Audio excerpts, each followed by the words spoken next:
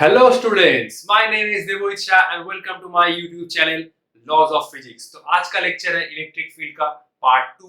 तो आज के लेक्चर में हम लोग इलेक्ट्रिक फील्ड का डिस्कशन को आगे बढ़ाएंगे, बहुत सारा प्यारा कंसेप्ट सीखेंगे और नीट और जेई मेंस में प्रीवियस ईयर कुछ इंपॉर्टेंट क्वेश्चन डिस्कस करेंगे ताकि हम लोग इलेक्ट्रिक फील्ड इंटेंसिटी के बारे में और भी मजबूत कंसेप्ट पा सके। तो बिना टाइम वेस्ट की आज का जर्नी स्टार्ट करते हैं। तो आखिर इलेक्ट्रिक फील्ड इंटेंसिटी है क्या? इलेक्ट्रिक फील्ड को तो हम लोग मेजर नहीं कर सकते, हम लोग क्या मेजर कर सकते हैं? Electric field intensity. तो आखिर इलेक्ट्रिक फील्ड इंटेंसिटी क्या होता है? Force on a unit positive charge. ये तो मैंने लास्ट क्लास में डिटेल में डिस्कस किया था। अगर आप लोग देखना चाहते हैं तो मैं डिस्क्रिप्शन बॉक्स में मैं लास्ट वीडियो का लिंक दे दूंगा। तो ये है पॉजिटिव चार्ज क्यू। तो अगर P पॉइंट पे हम लोग इलेक्ट्रिक फील्ड इंटेंसिटी निकालना चाहते हैं तो इस पॉइंट पर मैं एक यूनिट पॉजिटिव चार्ज रख रहा हूँ। तो ये पॉइंट चार्ज Q, इस पॉइंट पे जो यूनिट पॉजिटिव चार्ज प्लेस्ड है उसके ऊपर जो फोर्स लगा रहा है वही है इलेक्ट्रिक फील्ड इंटेंसिटी, और ये है एक वेक्टर क्वांटिटी। तो इसका सिंपल मैग्नीट्यूड क्या है? Electric field intensity eight P KQ/r²। अगर ये पॉजिटिव है तो इलेक्ट्रिक फील्ड इंटेंसिटी क्या होगा? इससे दूर होगा, along this direction. In vector form we can write EP equal to KQ/r² r cap, where r cap in this direction. Simple। अगर चार्ज पॉजिटिव है तो इलेक्ट्रिक फील्ड क्या होगा? उससे दूर होगा। और अगर चार्ज नेगेटिव है तो क्या होगा? ये चार्ज माइनस क्यू है, r डिस्टेंस पर एक पॉइंट P है, हम उस P पॉइंट पर इलेक्ट्रिक फील्ड इंटेंसिटी निकालना चाहते हैं तो इलेक्ट्रिक फील्ड इंटेंसिटी क्या होगा? Simple KQ/r²। जो माइनस का कंट्रीब्यूशन होगा वो हम लोग डायरेक्शन में ले रहे हैं, जो मैग्नीट्यूड होगा वो सिंपल KQ/r²। तो माइनस क्यू चार्ज की वजह से P पॉइंट पर इलेक्ट्रिक फील्ड इंटेंसिटी डायरेक्शन होगा along this direction towards. Positive के लिए क्या होगा? अवे, और माइनस क्यू के लिए क्या होगा? टुवर्ड्स। तो इसको अगर हम लोग वेक्टर फॉर्म में लिखें तो क्या होगा? ये होगा माइनस r कैप। तो अगर r इस डायरेक्शन में तो माइनस r कैप ऑब्वियसली इस डायरेक्शन में होगा, ठीक है। तो ऐसे हम लोग वेक्टर फॉर्म लिखते हैं। इस वेक्टर फॉर्म के ऊपर जेईई मेंस में ऑलरेडी क्वेश्चन आ चुका है, हम लोग वो सॉल्व करेंगे। तो इंटेंसिटी, इलेक्ट्रिक फील्ड इंटेंसिटी एक वेक्टर क्वांटिटी है, ठीक है। तो ये Q1 पॉजिटिव चार्ज है, R1 डिस्टेंस पर एक पॉइंट P है, ये Q2 चार्ज है, इससे R2 डिस्टेंस पर P पॉइंट है, और ये है माइनस Q3 चार्ज और इससे R3 डिस्टेंस पर P है। तो ये पॉजिटिव और ये नेगेटिव। तो अगर हम लोग P पॉइंट पर नेट इलेक्ट्रिक फील्ड इंटेंसिटी निकालना चाहते हैं तो हमें वेक्टर एडिशन करना होगा। सिंपल हम उसको एडिशन नहीं कर सकते क्योंकि ये एक वेक्टर क्वांटिटी है, तभी हमें वेक्टर अलजेब्रा फॉलो करना होगा। तो इस चार्ज की वजह से P पॉइंट पर इलेक्ट्रिक फील्ड इंटेंसिटी का सिंपल मैग्नीट्यूड क्या हो रहा है? KQ1/r1²।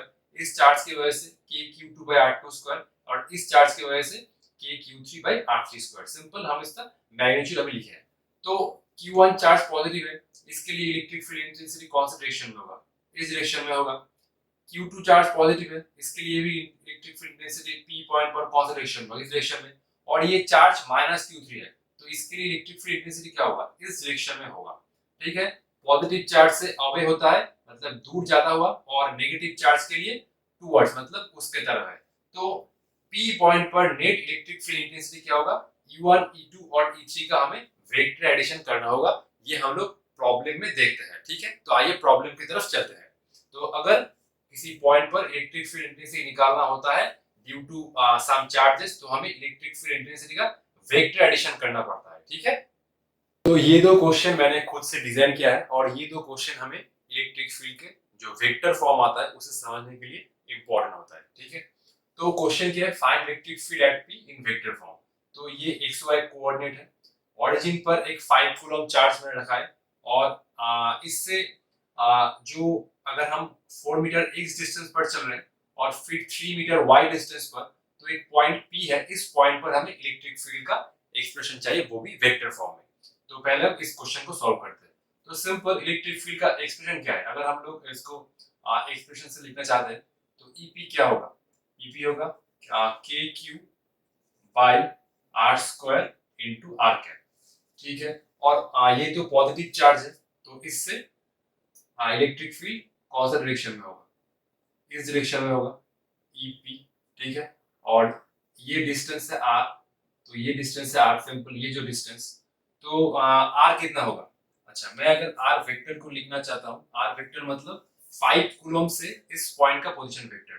तो एक्स में हमें 4 मीटर चलना पड़ा है, इसलिए 4 आई कैप, और वाई में हमें 3 मीटर चलना पड़ रहा है, इसलिए 3 जे कैप। अब हम लोग आर कैप कैसे निकाल सकते हैं? Unit vector along this direction. तो हमें पहले इसका मैग्नीट्यूड निकालना होगा। 4 square plus 3 square that is equal to 5, 16 plus 9 under root कितना था 25। तो आर कैप कितना आ रहा है? R cap equal to R vector by R that is equal to 4 I cap plus 3 J cap divide by 5। तो हम लोग इसे लिख सकते हैं। तो इलेक्ट्रिक फील्ड एट पी कितना आ रहा है? तो के हुआ, क्यू कितना आ रहा है? हाँ, क्यू 5 कूलम, तो 5 के, आर स्क्वायर कितना आ रहा है? 25, 25 into r cap, r cap कितना आ रहा है? 4 आई cap plus 3 J cap divide by 5। तो 5 से 5 गया, और ये के का वैल्यू कितना आता है? 1 बाई 4 पाई एप्सिलॉन नॉट। के कितना होता है? 1 by 4 pi epsilon naught that is equal to 9 into 10 to the power 9। तो यहाँ से आ रहा है 9 into 10 to the power 9 by 25, 4 I cap plus 3 J cap. हम लोग इसे वोल्ट पर मीटर लिख सकते हैं, ठीक है। अब हम लोग नेक्स्ट प्रॉब्लम की तरफ चलते हैं। इस क्वेश्चन में जो 5 कूलम चार्ज है वो ओरिजिन पे नहीं है, ओरिजिन से 4 मीटर डिस्टेंस पर है एक्स एक्सिस पर, और पी पॉइंट पर इलेक्ट्रिक फील्ड निकालना है। पी पॉइंट है वाई एक्सिस पर जो ओरिजिन से 3 मीटर डिस्टेंस पर है। तो सेम अच्छा, मैं इसको -5 कर लेता हूँ, ठीक है। तो सेम तरीके से करना होगा। इलेक्ट्रिक फील्ड इंटेंसिटी क्या आएगा? ईपी कितना आएगा? के क्यू बाई आर स्क्वायर, और यहाँ पर माइनस आर कैप आएगा क्योंकि ये नेगेटिव है, तो इलेक्ट्रिक फील्ड इस पॉइंट पर इस डायरेक्शन में होगा, ठीक है। तो अगर ये है आर, ये डिस्टेंस है आर, तो इलेक्ट्रिक फील्ड कौन सा डायरेक्शन में होगा? इलेक्ट्रिक फील्ड इस डायरेक्शन में होगा क्योंकि ये नेगेटिव चार्ज है। तो सिंपल हमें आर कैप कितना होगा? अच्छा, पहले आर वेक्टर निकालना होगा। तो ये पॉइंट चार्ज से पी पॉइंट का पोजीशन वेक्टर क्या है? -5 कूलम से पहले हमें ओरिजिन तक चलना होगा। सो -4 आई कैप प्लस 3 जे कैप। मैं एक बार फिर से बोल रहा हूँ, 5 कूलम चार्ज से पहले हमें नेगेटिव एक डिस्टेंस चलना होगा, सो इसलिए -4 आई कैप। फिर हमें वाई एक्सिस में ऊपर जाना होगा, कितना? 3 जे कैप। तो सेम ही है, तो ऑलमोस्ट जैसा हमने इस प्रॉब्लम में किया है। तो फिर तो सेम आर वेक्टर का आर वेक्टर का मैग्नीट्यूड कितना होगा? 4 square plus 3 square equal to 5। तो अगर आर कैप निकालना चाहते हैं तो कितना हो रहा है? R vector by R that is equal to -4 I cap plus 3 J cap divide by 5, ठीक है। तो अच्छा, ये अच्छा, तो k का वैल्यू कितना है? 9 into 10 to the power 9। q का हम लोग सिर्फ मैग्नीट्यूड ले रहे हैं, तो ये आ रहा है 5। तो r स्क्वायर कितना आ रहा है? r स्क्वायर आ रहा है 25, ठीक है। और ये कितना आ रहा है? -4 आई cap plus 3 J cap divide by 5। तो यहाँ से 5 से 5 गया, और हम लोग इसको लिख सकते हैं 9 into 10 to the power 9 by 25 into -4 I cap plus 3 J cap volt per metre. ये तो आप लोग घर में कैलकुलेशन कर सकते हैं। इंपॉर्टेंट है इन दोनों कॉन्सेप्ट को समझना। पॉजिटिव चार्ज के लिए इलेक्ट्रिक फील्ड है इस पॉइंट चार्ज से दूर की तरफ, ठीक है, दूर की तरफ, और नेगेटिव पॉइंट चार्ज के लिए इलेक्ट्रिक फील्ड है इस पॉइंट चार्ज की तरफ। यही एक कॉन्सेप्ट है जो ऑलरेडी जेईई मेंस में एक क्वेश्चन आया है, बहुत कॉम्प्लिकेटेड क्वेश्चन है, ठीक है। तो हम लोग प्रॉब्लम की तरफ चलते हैं। ये एक बहुत ही इंपॉर्टेंट क्वेश्चन है। हाँ, ये एक स्क्वायर है, स्क्वायर के चारों कॉर्नर पर चारों चार्ज है, small Q small Q small Q small Q. Square का हर एक साइड का जो लेंथ है वो है स्मॉल है। हमें क्या क्वेश्चन है? Find electric field at centre. Square के सेंटर पर इलेक्ट्रिक फील्ड फाइंड करना है, नेट इलेक्ट्रिक फील्ड। इस टाइप का क्वेश्चन हमने बहुत बार पहले डिस्कस किया है कूलॉम लॉ के जब हम लोग डिस्कशन कर रहे थे। तो आई होप ये प्रॉब्लम आप लोग कर सकते हैं। तो आप लोग एक बार वीडियो को पॉज करके ट्राई कर लीजिए। तो आई होप ये आप लोगों ने सॉल्व कर दिया होगा। तो हम लोग सॉल्व करते हैं। स्क्वायर का डायगोनल कितना होता है? स्क्वायर का डायगोनल होता है √2 into a। ये तो हमने बहुत बार डिस्कस किया है। और हर एक चार्ट से जो सेंटर का डिस्टेंस है वो तो सेम ही है। और ये कितना है, ये होता है √2a, तो ये कितना होगा r। तो मैं इसको इस डिस्टेंस को r ले रहा हूँ, ठीक है। ये डिस्टेंस है r r r r। ये कितना होता है √2a/2, that is equal to a/√2। अब ध्यान से देखना होगा, हर एक चार्ज की वजह से जो O पॉइंट पर इलेक्ट्रिक फील्ड इंटेंसिटी का मैग्नीट्यूड होगा वो तो सेम ही होगा, क्योंकि हर एक चार्ज Q है और हर एक चार्ज से O पॉइंट का डिस्टेंस भी सेम है। तो हर एक चार्ज की वजह से, अच्छा मैं पहले इसको नेमिंग कर रहा हूँ, ये 1 हुआ, ये 2 हुआ, ये 3 हुआ और ये 4 हुआ। तो हर एक चार्ज की वजह से O पॉइंट पर इलेक्ट्रिक फील्ड इंटेंसिटी का मैग्नीट्यूड सेम होगा। तो E1 E2 E3 equal to E4 equal to E, and that is equal to Q by R square, Q by R square। अब डायरेक्शन हमें check करना होगा, क्योंकि electric field intensity को हमें वेक्टोरली ऐड करना होगा, ये तो स्केलर क्वांटिटी नहीं है। तो ये चार्ज की वजह से इलेक्ट्रिक फील्ड किधर होगा, इधर E1। ये चार्ज की वजह से इधर, अच्छा मैं R को इरेज कर रहा हूँ, ठीक है, ये सब डिस्टेंस को। तो ये भी पॉजिटिव है, इसलिए इधर ये पॉजिटिव है, इसलिए दूर जाता हुआ। ये तो पॉजिटिव है तो इसलिए इस तरफ, और इसके वजह से भी इस तरफ, ठीक है। E1 E2 E3 E4 हर एक चार्ज का हर एक जो इलेक्ट्रिक फील्ड है उसका मैग्नीट्यूड तो सेम ही है। तो मैं सिर्फ O पॉइंट को ड्रॉ कर रहा हूँ, ठीक है। E1 E2 E3 E4 हर एक का मैग्नीट्यूड तो सेम ही है, E। तो मैं अब इसको ऐसे रिप्रेजेंट कर रहा हूँ, E E E और E, ठीक है। अच्छा, इन दोनों E के बीच में एंगल कितना है, ये एंगल है 90 डिग्री और ये भी एंगल है 90 डिग्री। दो इक्वल वेक्टर है, उन दोनों के बीच में एंगल है 90 डिग्री। तो रिजल्टेंट वेक्टर कितना बनेगा, इन दोनों का रिजल्टेंट होगा कितना, √2e। और ये बीच में से निकलेगा, हर एक के साथ 45 डिग्री एंगल बनाएगा। और इन दोनों वेक्टर का भी रिजल्टेंट कितना बनेगा इस डायरेक्शन में, √2e। तो इसके ऊपर जो रिजल्टेंट फोर्स अप्लाई होगा, मतलब इसके ऊपर जो रिजल्टेंट इंटेंसिटी होगा वो कितना होगा, E नेट इक्वल टू 0, क्योंकि ये √2e सेम है और ऑपोजिट डायरेक्शन में है। इन दोनों का रिजल्टेंट बना √2e और इन दोनों का रिजल्टेंट बना √2e, ये दोनों इक्वल और ऑपोजिट डायरेक्शन में, इसलिए जो रिजल्टेंट इंटेंसिटी बन रहा है सेंटर में वो 0 है। इसको हम लोग चुटकी में सॉल्व कर सकते हैं। ये भी मैंने बहुत बार डिस्कस किया है जब मैंने कूलॉम्स लॉ पढ़ाया था, कि सिमेट्रिक चार्ज डिस्ट्रीब्यूशन के लिए सेंटर पर फोर्स 0 होता था, अभी तो फोर्स नहीं है, सिर्फ इंटेंसिटी है। तो सिमेट्रिकल चार्ज डिस्ट्रीब्यूशन के लिए मैं नोट देकर लिखा देता हूं। तो symmetrical for symmetrical charge distribution, electric field intensity at centre equal to 0 होता है। इसको हम लोग ऐसे समझ सकते हैं कि ये एक ट्रायंगल हुआ, ट्रायंगल के हर एक कॉर्नर पर अगर चार्ज -q है, ये +q होगा, तब भी होगा, कोई बात नहीं है, सिर्फ हर एक चार्ज का जो वैल्यू है वो सेम होना चाहिए।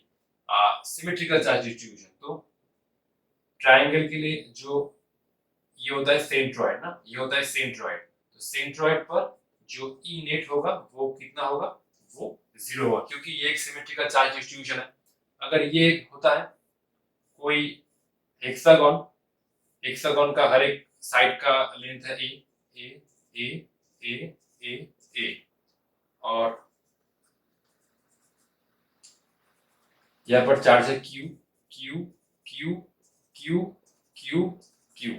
तो इस सेंटर पर जो नेट इंटेंसिटी होगा वो कितना होगा, वो 0 होगा, क्योंकि ये एक सिमेट्रिकल चार्ज डिस्ट्रीब्यूशन है।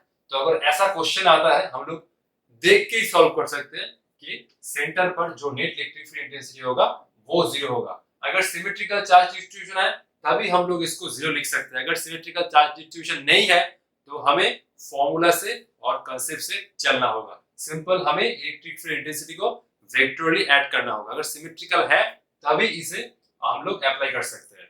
तो हम लोग जब सिमेट्रिकल नहीं है तब क्या करेंगे, उसका भी एक केस कर लेते हैं। ये find electric field at centre, same he question है, जस्ट अब ये सिमेट्रिकल चार्ज डिस्ट्रीब्यूशन नहीं है तो अभी कंसेप्ट अप्लाई होगा और कोई शॉर्टकट नहीं है इसका। तो हर एक चार्ट से जो सेंटर का डिस्टेंस है वो कितना है।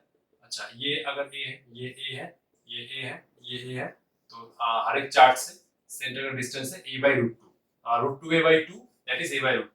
अब मैं इसको नेमिंग कर लेता हूँ। ये नंबर 1 है, ये नंबर 2 है, ये नंबर 3 है और ये नंबर 4 है। अच्छा, जस्ट देखो 1 और 3 नंबर चार्ज का क्या है, मैग्नीट्यूड सेम है। ये -2 की है, ये +2 की है। तो अगर इसका हम लोग मैग्नीट्यूड देखते हैं तो 1 और 3 नंबर चार्ज का मैग्नीट्यूड सेम है, ठीक है। तो 1 और 3 नंबर चार्ज का मैग्नीट्यूड सेम है, 2 और 4 नंबर चार्ज का मैग्नीट्यूड सेम है। ये -q +q magnitude wise same ही है। 1 नंबर चार्ज की वजह से इलेक्ट्रिक फील्ड किधर होगा, इधर होगा E1, क्योंकि ये नेगेटिव है तो E1 कितना आ रहा है, E1 आ रहा है 2q/r²। और ये चार्ज की वजह से इलेक्ट्रिक फील्ड किधर आएगा, ये भी इस डायरेक्शन में आएगा, ये होगा E3 और E3 का मैग्नीट्यूड भी सेम होगा 2q/r²। माइनस का कंट्रीब्यूशन हम लोग डायरेक्शन में ले रहे हैं, ये नेगेटिव है तो इसलिए इस तरफ E1 और ये पॉजिटिव है तो इससे दूर जाता हुआ E3 इस तरफ। अगर 2 की चार्ज अगर हम लोग इसको देखते हैं 2 नंबर चार्ज, तो E2 क्या होगा, सिंपल q/r²। और इस चार्ज की वजह से इलेक्ट्रिक फील्ड किधर होगा, ये तो माइनस है तो इसलिए इस तरफ E2। और ये 4 नंबर चार्ज की वजह से इलेक्ट्रिक फील्ड किधर होगा, 4 नंबर चार्ज की वजह से इलेक्ट्रिक फील्ड इधर होगा E4। और E2 और E4 का तो मैग्नीट्यूड सेम ही होगा क्योंकि ये भी Q है, ये भी Q है और ये डिस्टेंस भी सेम है, ठीक है। तो बेसिकली E1 E3 इक्वल है और E2 और E4 इक्वल है, ठीक है। तो मैं अच्छा इसको एक बार देखो। अच्छा, E3 क्या है, E3 है ट्वाइस ऑफ E2 ना, twice of E2। E1 2q/r², E2 equal to q/r²। तो इसको मैं लिख सकता हूँ ट्वाइस ऑफ E2 क्योंकि ये q/r² है और ये 2q/r² है। तो मैं इस पॉइंट को बाहर ड्रॉ कर रहा हूँ। E1 और E3, E1 और E3 मिला के कितना हो रहा है, E1 और E3 मिला के जो हम लोग लिख सकते हैं वो हम लोग ऐसे लिख सकते हैं कि ट्वाइस ऑफ E1, ठीक है। E3 और E1 का तो मैग्नीट्यूड सेम है इसलिए मैं ट्वाइस E1 लिख सकता हूँ, ठीक है। और E2 और E4 का मैग्नीट्यूड सेम है इसलिए मैं इसको ट्वाइस E2 लिख सकता हूँ, ठीक है। अच्छा, अब E1 कितना है, E1 है twice of E2, twice of E2 that is equal to 4 into E2, ठीक है। तो इस पॉइंट पर जो फोर्स अप्लाई हुआ वो होगा एक ट्वाइस E2 और एक होगा 4 E2, ठीक है। तो E1 E3 का मैग्नीट्यूड सेम है इसलिए मैं 2 E1 ले लिया और E2 और E4 का मैग्नीट्यूड सेम है इसलिए मैं ट्वाइस E2 ले लिया। अब ध्यान से देखो E1 जो है वो है twice of E2, 2q/r², q/r²। तो E1 है ट्वाइस ऑफ E2, तो E1 को मैं E2 के टर्म्स में लिखना चाहता हूं ताकि कैलकुलेशन में आसान हो जाए। तो E1 कितना है, ट्वाइस ऑफ E2, तो ये बना 4 E2। तो इस पॉइंट पर जो सेंटर था वो एक तो इस डायरेक्शन में अप्लाई हो रहा है ट्वाइस E2 और इस डायरेक्शन में 4 E2 और ये एंगल बन रहा है 90 डिग्री। तो अब हमें इसको वेक्टर एडिशन करना होगा। अगर हम लोग इसको E नेट लिखना चाहते हैं तो ये कितना होगा, अंडर रूट ट्वाइस E2 का होल स्क्वायर प्लस 4 E2 का होल स्क्वायर और बाकी जो टर्म बचा ट्वाइस E cos 90 वो तो 0 होता है। तो ये आ रहा है 4 E2 स्क्वायर और ये बन रहा है 16 E2 स्क्वायर, ये आ रहा है √20 E2 स्क्वायर और ये आ रहा है अच्छा इसको हम लोग कैसे लिख सकते हैं, √20 मतलब 5 into 4 E2, तो इसको मैं 2√5 E2 लिख सकता हूँ ना, 2√5 E2।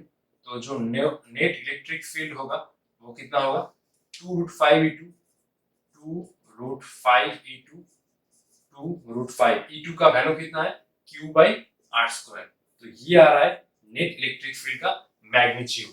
अगर सिमेट्रिकल नहीं है तभी तो हमें कॉन्सेप्ट से ही चलना होगा, ठीक है। आप लोग एक बार देख लीजिए, मैं नेक्स्ट प्रॉब्लम की तरफ चलता हूं।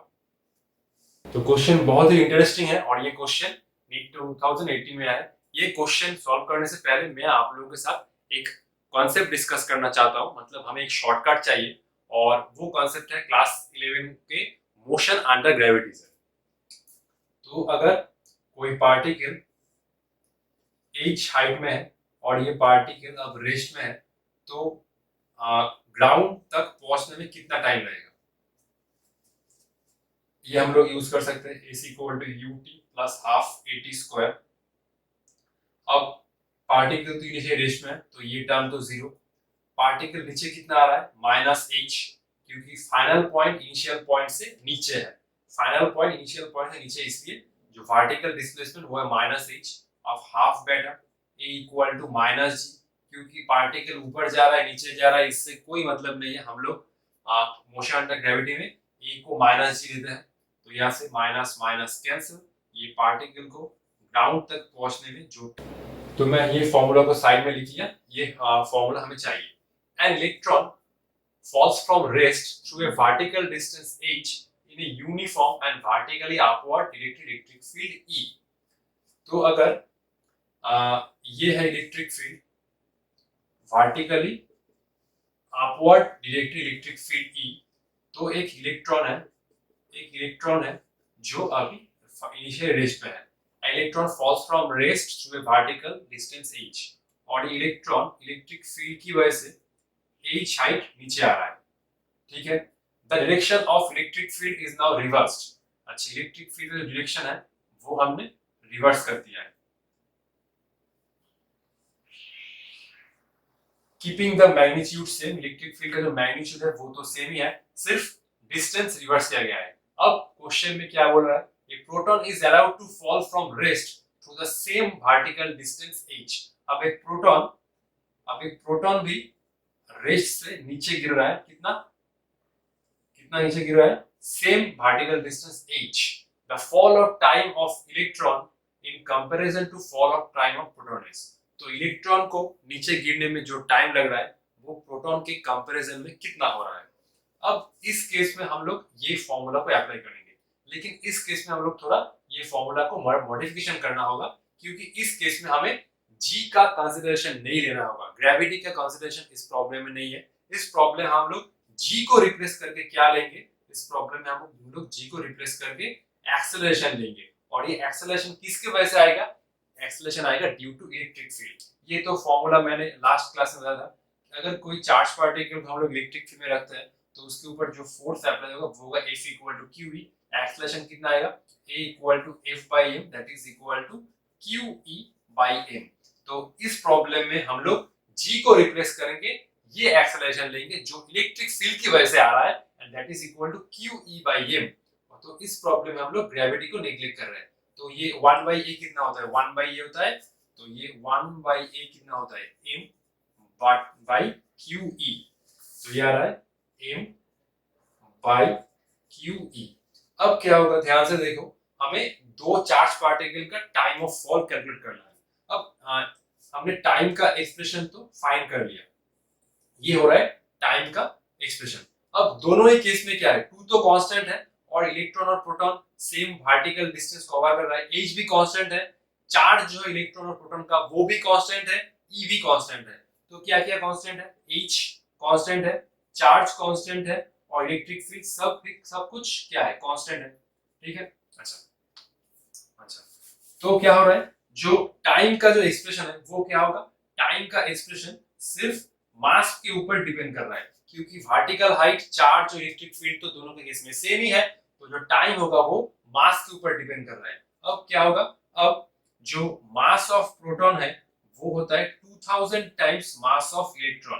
तो देखो मास, तो इलेक्ट्रॉन का जो मास है वो प्रोटॉन के मास से 2000 टाइम्स कम है, तो ऑब्वियसली जिसका मास ज्यादा होगा उसको नीचे गिरने में ज्यादा टाइम लगेगा। तो प्रोटॉन का मास ज्यादा है इसलिए प्रोटॉन को नीचे गिरने में ज्यादा टाइम लगेगा, इलेक्ट्रॉन का मास कम है तो इलेक्ट्रॉन को नीचे गिरने में कम टाइम लगेगा, तो ऑब्वियसली जो टाइम होगा, the fall of time of electron in comparison to fall of time of proton is smaller. मैं एक बार इसको रिपीट कर रहा हूं, जो टाइम का एक्सप्रेशन है उसमें सब कुछ कांस्टेंट है मास को छोड़ के, तो सिंपली t प्रोपोर्शनल रूट में मैं लिख सकता हूं।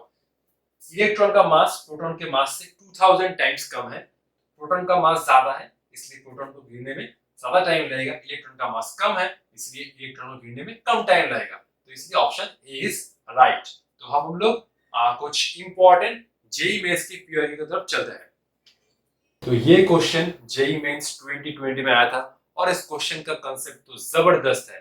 इस क्वेश्चन को सॉल्व करने के लिए हमें क्लास 11 का जो वार्क एनर्जी थ्योरम का कॉन्सेप्ट है वो आना चाहिए। तो बेसिकली वार्क एनर्जी थ्योरम और इलेक्ट्रिक फील्ड का कॉन्सेप्ट को मिला के ये प्रॉब्लम डिजाइन किया गया है। अब सर क्लास 11 तो क्या था, वार्क एनर्जी थ्योरम कुछ कुछ सुना सुना लग रहा है, भूल गए। अरे भाई चिंता करने को जरूरत नहीं है, मैं हूं ना सर, है ना। तो वर्क एनर्जी थ्योरम क्या था? वर्क एनर्जी थ्योरम अभी कुछ याद आ रहा है? सुना सुना सा लग रहा था, बहुत पहले देखा था। वर्क एनर्जी थ्योरम क्या है? Work done by all forces equal to change in kinetic energy. Change in kinetic energy, final मतलब final kinetic energy minus initial kinetic energy. तो ये है work energy theorem, work done on a particle by all the forces equal to change in kinetic energy. तो यहाँ पर कौन सा force है? यहाँ पर तो सिर्फ इलेक्ट्रिक फोर्स है। A particle of mass m and charge q is released from rest in a uniform electric field if there is no other force on the particle. The dependence of speed v on the distance x. तो particle के ऊपर सिर्फ एक ही force है, वो force क्या है? F equal to Q E है, इलेक्ट्रिक फील्ड की वजह से। और पार्टिकल जो स्पीड अटेन कर रहे हैं वो है v और डिस्टेंस कितना है? x। तो वर्क डन कितना होता है? F into S. और पार्टिकल रिलीज फ्रॉम रेस्ट, तो इनिशियल काइनेटिक एनर्जी तो जीरो होगा, ये तो जीरो हो रहा है, और फाइनल काइनेटिक एनर्जी कुछ होगा half M V square. Obviously ये तो गिवन है, the dependence of speed v, तो final kinetic energy half M V square. अब ये फोर्स और डिस्प्लेसमेंट के बीच में एंगल देखना है, तो ऑब्वियसली अगर ये पॉजिटिव चार्ज q है तो ये चार्ज पार्टिकल इलेक्ट्रिक फील्ड के डायरेक्शन में मूव कर रहा होगा, तो इसलिए F S cos of 0 degree ये बन रहा है half M V square. F कितना है? सिंपल क्यू ई, और पार्टिकल कितना चला? डिस्टेंस x, तो यहां से half M V square. Q E तो कांस्टेंट है, एम भी कांस्टेंट है, तो हम लोग इसको लिख सकते हैं v square proportional to x। अब ये ग्राफ कौन सा आएगा? ये तो स्ट्रेट लाइन है, ये पॉसिबल नहीं है। ये तो v square proportional to x का ग्राफ नहीं है, ये भी नहीं है, ये कुछ पैराबोला का टाइप लग रहा है, तो ये होगा पैराबोला टाइप। तो ऑप्शन बी इज राइट। ये प्रॉब्लम बहुत ही मुझे अच्छा लगा है, ठीक है, आप लोग एक बार देख लीजिए। क्वेश्चन भी बहुत ही कंसेप्चुअल है और वर्क एनर्जी थ्योरम पर बेस्ड है। इस प्रॉब्लम हमें इंटीग्रेशन करना होगा, और इंटीग्रेशन का जो बेसिक फॉर्मूला होता है वो कितना होता है? x to the power n dx कितना होता है? x to the power n plus 1 divided by n plus 1। तो क्वेश्चन क्या कह रहा है? A particle of charge q and mass m is subjected to an electric field E equal to E naught in the x direction where A and E naught are constant. इस case में जो electric field है वो अब constant नहीं है, electric field x direction में very कर रहा है, x के ऊपर ऐसे डिपेंड कर रहा है 1 minus ax square. Initially the particle was at rest at x equal to 0, जो पार्टिकल था वो इनिशियल रेस्ट में था। Other than the initial point the kinetic energy of the particle become 0 when the distance of the particle from the origin is. ये question बहुत ही conceptual है।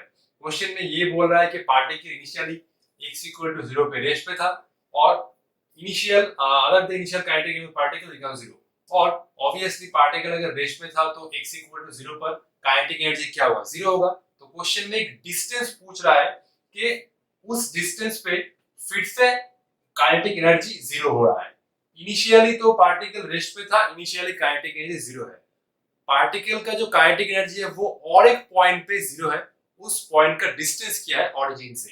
Other than the initial point the kinetic energy of the particle become 0 when the distance of the particle from the origin. Origin के अलावा particle का जो kinetic energy है वो और एक डिस्टेंस पर 0 हो रहा है, वो डिस्टेंस हमें फाइंड करना है। तो सिंपल हमें वर्क एनर्जी थ्योरम को यूज करना होगा। तो जो वर्क एनर्जी थ्योरम क्या कहता है? Work done by all forces, मैं इसको साइड में लिखता हूं, work done by all forces equal equal to change in kinetic energy. इस केस में तो पार्टिकल इनिशियली भी रेस्ट पे है और पार्टिकल जो पॉइंट हमें निकालने को बोला है उस पॉइंट में पार्टिकल रेस्ट पे है, तो जो चेंज इन काइनेटिक एनर्जी होगा वो कितना होगा, जीरो होगा। तो चेंज इन काइनेटिक वो जीरो होगा। तो simple work done by all forces में क्या करना होगा, इस केस में हम लोग जो इलेक्ट्रिक फील्ड की वजह से जो वर्क डन होगा वो हमें निकालना होगा। और क्योंकि जो फोर्स है इलेक्ट्रिक फील्ड की वजह से फोर्स कितना होता है, F इक्वल टू क्यू। अब क्या होगा, अब तो इलेक्ट्रिक फील्ड कांस्टेंट नहीं है, तो हमें इलेक्ट्रिक फील्ड की वजह से जो वर्क डन होगा वो फाइंड करने के लिए हमें इंटीग्रेशन करना होगा। इलेक्ट्रिक फील्ड अगर कांस्टेंट होता तो हमें इंटीग्रेशन का जरूरत नहीं होता।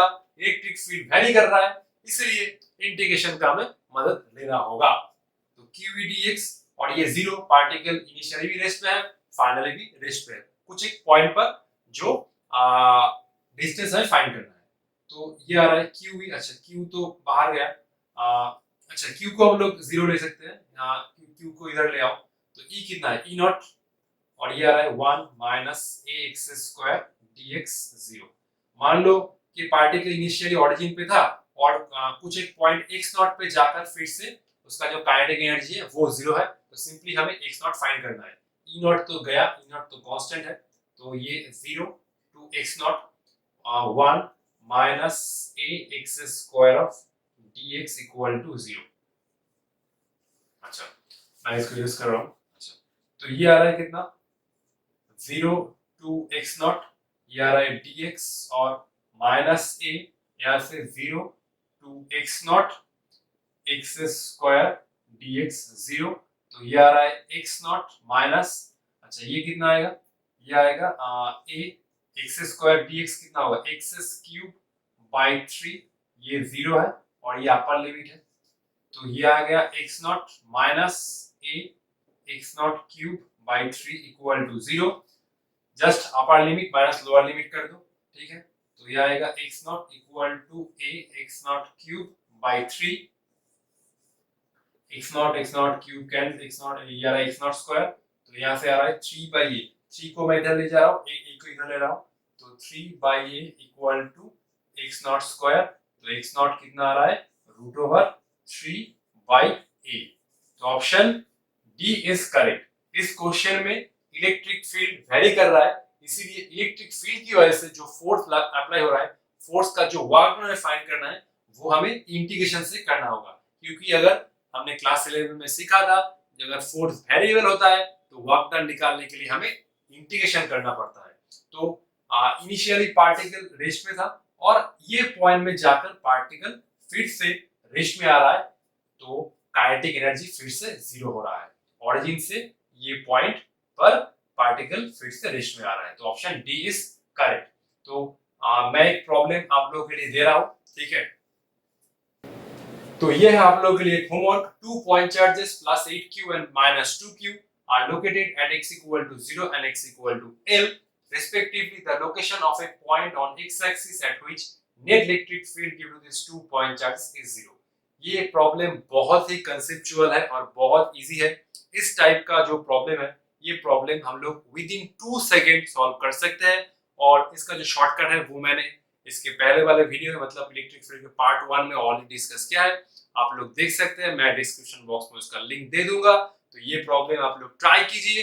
तो मिलते हैं नेक्स्ट वीडियो में, तब तक ऑल द बेस्ट।